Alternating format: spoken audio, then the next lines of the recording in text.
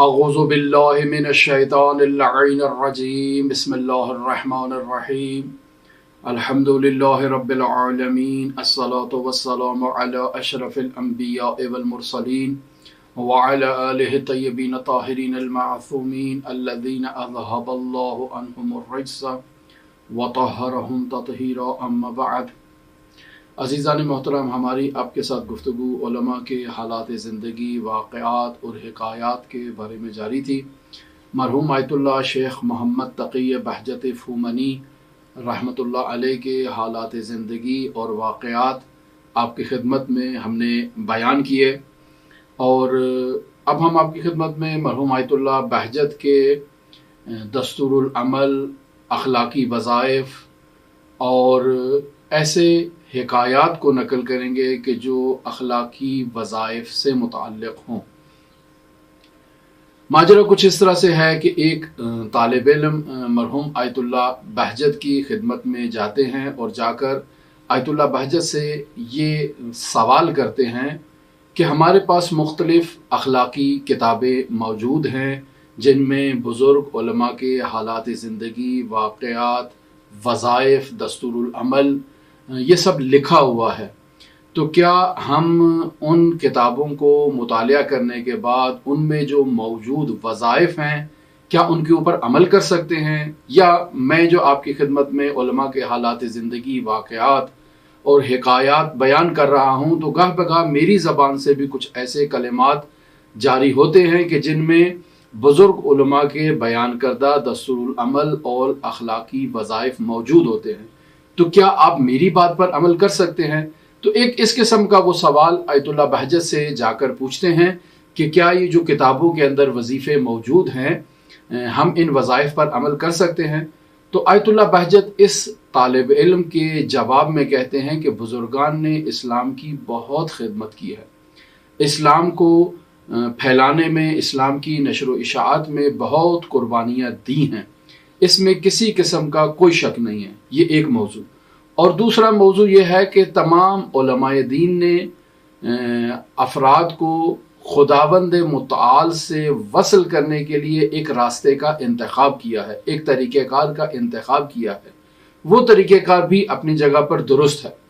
لیکن میں آپ سے یہ کہتا ہوں کہ ان تمام وظائف کا، تمام دستوروں کا، تمام اعمال کا خلاصہ ایک نہایت ہی چھوٹے کلمے کے اندر، نہایت ہی مختصر کلمے کے اندر آ کر ہوتا ہے، اور وہ ہے ترک معصیت، ترک گناہ۔ میں آپ سے یہ کہتا ہوں کہ آپ گناہ کو ترک نہ کریں۔ اگر آپ گناہ کو ترک کر دیں گے اور گناہ کو انجام نہیں دیں گے تو آپ کی زندگی میں مسائل جو ہیں وہ حل ہو جائیں گے۔ ہرگز یہ خیال نہ کریں کہ میں جو آپ کو کہہ رہا ہوں کہ گناہ کو ترک کرو تو یہ کوئی معمولی سی چیز ہے، نہیں، یہ کوئی معمولی بات نہیں ہے۔ بسا اوقات خود گناہ کو ترک کرنا ایک بہت بڑی مشکل ہوتی ہے، اور اس ترک گناہ کے لیے جو ہے نا وہ انسان کو بہت ریاضت نفس کرنا پڑتی ہے، تاکہ یہ ترک گناہ میں انسان کا ملکہ ہو جائے اور انسان جو ہے وہ ایک ایسی سٹیج پر پہنچ جائے کہ اب اس سے یہ گناہ سرزد نہ ہو۔ لہٰذا آیت اللہ بہجت رحمۃ اللہ علیہ اس طالب علم کو کہتے ہیں کہ آپ گناہ کو ترک کریں، باقی تمام وظائف، تمام دستور العمل جن کے سر فہرست عبادات ہیں وہ خود بخود آپ کے پیچھے آئیں گی، اور آپ کے جو ہے وہ آپ ان کو انجام خود بخود دینا شروع کر دیں گے، لیکن اس کا منبع کیا ہے اور اس کی بنیاد کیا ہے؟ ترک گناہ۔ اگر انسان کا بدن گناہ سے آلودہ ہو اور اس کے بعد وہ عبادات بھی کرے، ریاضتیں بھی کرے، وظائف بھی کرے، تو ان عبادات کا، ان ریاضتوں کا، ان وظائف کا کوئی فائدہ نہیں ہوگا اسے۔ لہٰذا بنیاد کو درست کرنا چاہیے، اور وہ بنیاد کیا ہے؟ ترک معصیت اور ترک گناہ ہے۔ یہ ایک واقعہ۔ ایک اسی کے مشابہ دوسرا واقعہ ہے۔ یہ دوسرا واقعہ کچھ اس طرح سے ہے کہ ایک متدین، باتقوی، سفید ریش بزرگ عالم دین آیت اللہ بہجت کی خدمت میں شرف یاب ہوتے ہیں، اور آ کر آیت اللہ سے یہی مشابہ وظیفے کا مطالبہ کرتے ہیں، اور آیت اللہ سے تقاضا کرتے ہیں کہ مجھے کوئی وظیفہ دیا جائے، مجھے کوئی ورد دیا جائے، کوئی ذکر دیا جائے، کوئی ایسی چیز دی جائے جس کو میں انجام دوں اور مدارج عالیہ کو طے کروں۔ تو آیت اللہ بہجت اسے کہتے ہیں کہ تم گناہ نہ کرو، باقی سب ٹھیک ہو جائے گا۔ تو تو وہ آیت اللہ سے مخاطب ہو کے کہتا ہے کہ میں اس سن میں اس عمر میں گناہ کروں گا؟ یہ آپ نے کیسی بات مجھے کہہ دی ہے؟ مجھے آپ کوئی ذکر دیں، کوئی ورد دیں، کوئی دعا دیں، اس عمر میں مجھ سے گناہ کا آپ جو تصور کر رہے ہیں اور جو مجھے بات کہہ رہے ہیں یہ بعید ہے، میں اس عمر میں گناہ نہیں کروں گا۔ تو آیت اللہ بہجت اس عالم دین کی طرف نگاہ دوڑا کر اور نظر ڈال کر اسے یہ کہتے ہیں کہ کیا میں بتاؤں کل رات تم نے گھر میں کیا کیا تھا؟ جب وہ یہ جملہ کہتے ہیں آیت اللہ بہجت، تو یہ عالم دین ایسے جیسے بالکل خشک ہو جاتے ہیں، ہکا بکا ہو جاتے ہیں، اور ایسے پریشانی کے عالم میں فوراً واپس الٹے پاؤں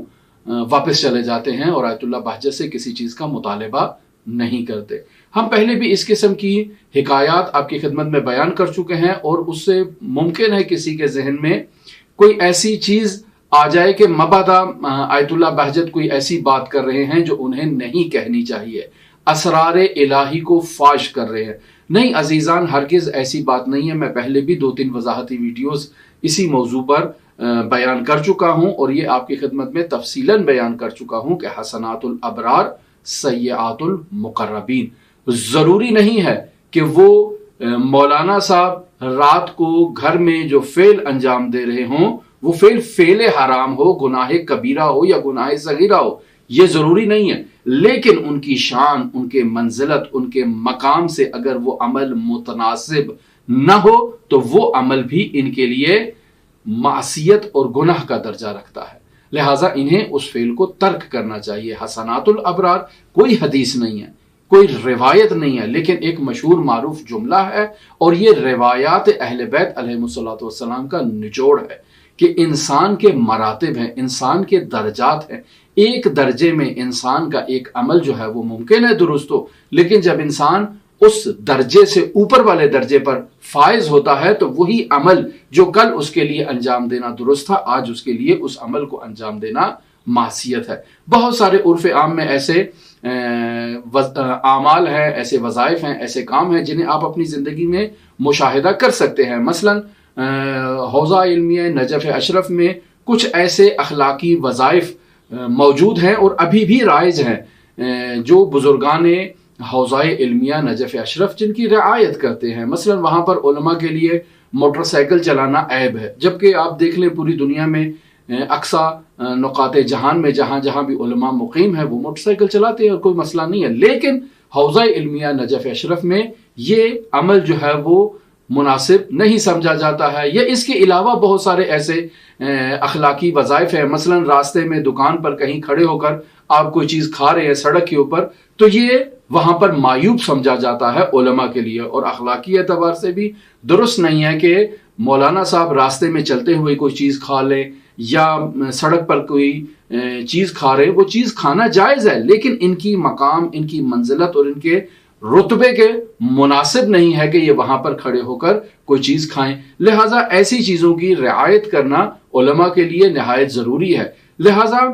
اخلاقی کتابوں میں اس مطلب کو باقاعدہ ذکر کیا جاتا ہے کہ اگر ایک شخص گنہگار ہے اور آپ اسے ایک مسکرا کر نگاہ دوڑاتے ہیں اور آپ کی یہ نگاہ اس کی طرف ڈالنا اس کے اس گناہ میں ترغیب کا باعث بنتی ہے، تو آپ کا یہ نگاہ ڈالنا فعل حرام ہے، یہ خود گناہ ہے۔ یعنی ایسا کوئی گناہ نہیں ہے کہ آپ سمجھ لیں کہ بہت کوئی بڑا گناہ اس نے انجام دے دیا ہے، لیکن اس کی طرف نگاہ دوڑانا جس سے اس کی ترغیب اور تشویق ہو، یہ خود گناہ ہے۔ یا مثلا کسی مومن کے اوپر غضب اور غیظ کی حالت میں نگاہ دوڑانا، یہ بھی جائز نہیں ہے اور حرام ہے اور گناہ ہے۔ یا مثلا آپ کسی سے پلکوں کے اشارے سے یا ابروؤں کے اشارے سے کسی کی طرف جو ہے نا وہ ایسا اشارہ کرتے ہیں کہ جو گناہ ہے، جو غیبت کے زمرے میں آتا ہے، تو عزیزان اس سے اجتناب کرنی چاہیے۔ اس سے اجتناب کریں گے تو پھر آپ کسی مدارج پر اور کسی مقام پر پہنچیں گے۔ تو مرحوم آیت اللہ بہجت رحمۃ اللہ علیہ ایسے ہی کسی مرتبے کی طرف اشارہ کرنا چاہتے تھے۔ مزید ایک میں واقعہ نقل کرتا ہوں جو اسی وظیفے سے متعلق ہے، اس کو بیان کر کے ہم کسی اگلے وظیفے کی طرف چلیں گے۔ ایک اور عالم دین جو انقلاب اسلامی ایران کی اس حکومت میں ایک بلند مرتبے پر فائز تھے، ایک اچھی پوسٹ رکھتے تھے، وہ آیت اللہ بہجت کی خدمت میں شرفیاب ہوتے ہیں اور آیت اللہ بہجت سے وظیفے کا مطالبہ کرتے ہیں۔ آیت اللہ بہجت سر جھکا کے اپنا کوئی ذکر کرنے میں مصروف تھے، تو جو ہی انہوں نے آیت اللہ بہجت سے وظیفے کا مطالبہ کیا تو آیت اللہ بہجت نے یوں سر اٹھایا، ان کی طرف ایک نظر دوڑائی اور پھر ان سے کہا کہ آپ گناہ نہ کریں، بس یہ کافی ہے۔ پھر یہ کہنے کے بعد آیت اللہ بہجت نے دوبارہ اپنا سر جھکا لیا اور اپنے ذکر میں مصروف شروع ہو گئے۔ پھر کچھ دیر بعد آیت اللہ بہجت نے سر اٹھایا اور پھر ان کی طرف نگاہ کی اور کہا کہ اگر آپ گناہ کریں بھی تو کوشش کریں کہ آپ کا وہ گناہ ایسا نہ ہو کہ جس میں حق الناس ہو، یعنی اجتماعی معاملات، معاشرتی معاملات، حقوق الناس کو پامال کرنا، ایسا گناہ آپ انجام نہ دیں ہرگز۔ یہ کہنے کے بعد آیت اللہ بہجت نے پھر سر جھکا لیا اور اپنے ذکر میں مصروف ہو گئے۔ پھر کچھ دیر بعد آیت اللہ بہجت نے اپنا سر اٹھایا اور پھر ان کی طرف نگاہ دوڑا کر آیت اللہ بہجت نے کہا کہ اگر آپ کوئی گناہ ایسا کریں جس میں حق الناس پامال ہو جائے تو پھر خیال رکھیں کہ اس کا جبران، اس کا تدارک اسی زندگی میں اور اسی دنیا میں کر لیں، چونکہ آخرت میں اس کا حساب دینا آپ کے بس کی بات نہیں ہے۔ تو عزیزان، مرحوم آیت اللہ بہجت رحمۃ اللہ علیہ کی زندگی کا واحد دستور العمل جسے ابتدا میں وہ تمام سالکین الی الطریق کو دیا کرتے تھے، اور وہ یہی تھا کہ ترک معصیت، اپنے وجود سے گناہ کو ایسے ریشہ کن کریں جیسے آپ نے اصلاً کوئی گناہ کبھی انجام دیا ہی نہ ہو اور آپ اصلاً گناہ انجام دیتے ہی نہ ہوں، یعنی اپنے آپ کو مکمل گناہ سے ایسے پاک و پاکیزہ کر لیں۔ اگر آپ نے اپنے وجود کو گناہ سے پاکیزہ کر لیا تو اب آپ میں فضائل اخلاقی کو آپ کے وجود میں آنے کی اب گنجائش ہے۔ اسے ہمارے پاس اخلاقی اصطلاحات میں تخلیہ اور تحلیہ کہتے ہیں، یعنی پہلے اپنے وجود کو ان گناہوں سے، ان کثافتوں سے، ان رذائل اخلاقی سے، ان برائیوں سے اچھی طرح سے صاف کیا جائے، پاکیزہ کیا جائے، اپنے وجود باطن کی تطہیر کی جائے، اور پھر اس کے بعد اس کے اندر فضائل اخلاقی، اس کے اندر اذکار، اس کے اندر کمالات، اس کے اندر دعائیں اور منصوص دعائیں حضرات اہل بیت علیہ الصلوۃ والسلام کی، ان کی جگہ اس کے بعد بنے گی۔ لیکن اگر یہ وجود باطن آپ کا آلودہ ہے تو جتنی مرضی دعائیں پڑھ لیں، جتنی مرضی آپ صلاۃ اللیل پڑھ لیں اور نماز شب پڑھ لیں اور جتنے مرضی اذکار آپ کر لیں، یہ باطن آلودہ آپ کا جو ہے وہ آپ کو کسی کمال تک نہیں پہنچائے گا۔ اور اکثر دیکھنے میں یہی آتا ہے کہ لوگ اپنا باطن آلودہ رکھتے ہیں، ظاہر کو درست کرنے کی کوشش کرتے ہیں، ظاہراً بہت ذکر کریں گے، بہت دعائیں کریں گے، بہت اعمال حسنہ انجام دیں گے، بہت خوبصورت گفتگو کرنے کی کوشش کریں گے، لیکن ان کا اندر، ان کا باطن، ان کا وجود جو ہے وہ گناہ سے آلودہ ہے۔ اگر یہ گناہ ظاہری انجام کوئی ایسا گناہ نہ بھی ہو تو عقیدتی گناہ جو ہے وہ حضرات اہل بیت علیہ الصلوۃ والسلام کی شان میں گستاخی کی صورت میں، تقصیر کی صورت میں وہ ضرور انجام دیتے ہوں گے، جس کی وجہ سے انہیں وہ مدارج عالیہ اور وہ کمالات نصیب نہیں ہوتے۔ لہٰذا مرحوم آیت اللہ بہجت رحمۃ اللہ علیہ کا یہی اخلاقی دستور تھا کہ وہ سب سے پہلے تمام سالکین الی الطریق کو، تمام متقاضیان کو، تمام تقاضا کرنے والوں کو جو آیت اللہ سے وظیفے کا مطالبہ کرتے تھے، ان سے یہی تقاضا کہا کرتے تھے انہیں کہ آپ اپنی زندگی میں گناہ کو ترک کر دیں۔ اگر گناہ ترک کریں گے تو کمالات خود بخود آپ کے اندر آئیں گے، فضائل اخلاقی خود بخود اپنی جگہ بنا لیں گے۔ ہماری آپ کے ساتھ گفتگو بزرگ علماء کے حالات زندگی، واقعات اور حکایات کے بارے میں جاری ہے۔ اگر آپ دلچسپی رکھتے ہوں تو ہمارے ساتھ رہ سکتے ہیں۔ اللہم صلی علی محمد و آل محمد وعجل فرج قائد آل محمد۔